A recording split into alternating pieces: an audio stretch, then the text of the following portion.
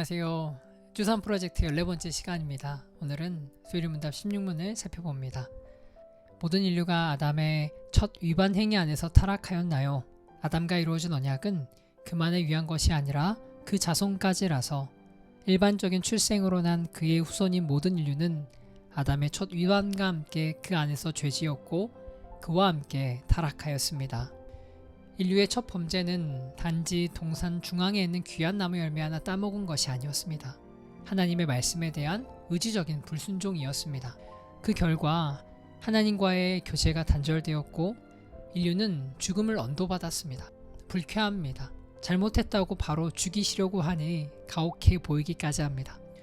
그런데 오늘 16문을 보면 더 가혹하게 느껴집니다. 아담이 잘못한 걸 그 자손인 우리까지 싸잡아서는 함께 타락했다고 말하고 있기 때문입니다. 내가 왜? 내가 먹은 것도 아닌데 도대체 내가 왜? 라는 질문이 당연히 튀어나오기 마련입니다. 그렇지만 문답은 모든 인류가 아담의 첫 위반에서 이미 아담 안에서 죄를 지었고 그와 함께 모든 인류가 타락했다고 못을 지르고 있습니다. 사실 이는 문답이 만들어낸 말이 아니라 늘 그렇듯 성경의 말을 그대로 옮기고 있는 것입니다. 로마서 5장 12절을 보면 한 사람 아담의 잘못에 대해 말하길 모든 사람이 죄를 지은 것으로 여기고 있습니다. 아래 고린도전서 15장도 마찬가지 어조입니다. 아담 안에서 모든 사람이 죄로 인해 함께 죽었다라고 말하고 있기 때문에 그렇습니다. 왜 성경은 우리가 아담 안에서 아담과 함께 범죄하였고 그로 말미암아 함께 타락하여서 죄 아래 거하고 있다고 선언하는 걸까요? 이 질문에 대답하기 위해서는 아담이라는 존재가 인류에 있어서 어떤 존재였는지를 생각해 볼 필요가 있습니다. 아담은 피조세계 첫 인류였습니다.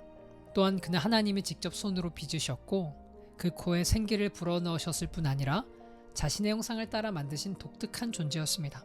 하나님께서 아담 이외에 그 누구에게도 이와 같이 하지 않으셨습니다. 첫 여성인 하와를 만드실 때도 아담으로부터 취하셔서 만드셨지 아담과 같이 만들지는 않으셨습니다. 다시 말해 아담은 하나님께 비상한 존재였습니다. 그리고 하나님께서는 이 아담을 대표로 삼으셔서는 생명의 언약까지도 맺으셨습니다. 바로 하나님께서 온 인류의 대표로 아담을 세우셨다는 말입니다. 대충 많은 사람들 중에 하나를 뽑아 세운 게 아니라 지금의 우리 모습에서는 다 유추해내기도 어려울 만큼 고귀한 존재였던 타락 이전의 아담을 온 인류의 대표로 하나님이 세우셨다라는 이야기입니다.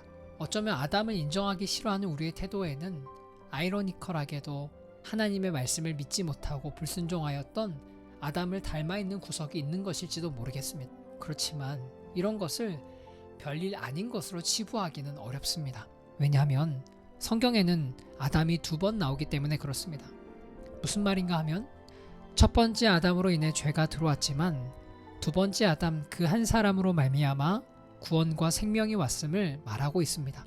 이 두 번째 아담이 누구시냐면 바로 예수 그리스도이십니다. 그렇게 나는 아담을 나의 대표로 인정할 수 없어 라고 이야기하는 사람이라면 동일하게 나는 나의 구원의 대표자로 예수 그리스도를 인정할 수 없어 라고 말해야 합니다. 성경은 결코 이 둘을 떼어서 말하지 않습니다. 즉 아담 한 사람에 의해 모든 인류가 죄인이 되었지만 예수님 한 분, 두 번째 아담 그 한 사람으로 말미암아 수많은 하나님의 자녀들이 구원받게 되는 것입니다.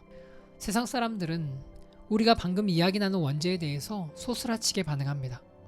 왜 귀한 우리 자식과 내 소중한 인생과 마음을 죄인 취급하냐며 나를 세우기도 합니다. 그러나 오늘 성경의 말씀은 우리를 죄인 취급해서는 얼른 죄를 처벌하려고 하지 않음을 반드시 기억해야 합니다. 고린도전서 15장 22절을 보면 아담 안에서 모든 사람이 죽은 것 같이 그리스도 안에서 모든 사람이 삶을 얻으리라고 말하고 있습니다. 주님께서는 저와 여러분, 우리가 죄의 삶을 그치고 그리스도 안에서 생명을 누리기를 바라셨던 것입니다. 일평생 더 나아가 영원히 죄인 취급해도 할 말 없는 죄지은 피조물이지만 그리고 그것이 12문에서 살폈던 생명 언약에 합치되는 행동임에도 불구하고 죄인인 우리를 포기하지 않으신 하나님을 만나는 지점은 바로 16문 아담 안에서 죄를 지은 우리의 이야기 속에서 발견됩니다. 사랑하는 여러분, 죄인이어서 행복할 수 있다는 말이 이상하게 들리겠지만 저는 이 문답을 통해 아담 안에서 죄 지은 자였음에 인해 감사하게 됩니다.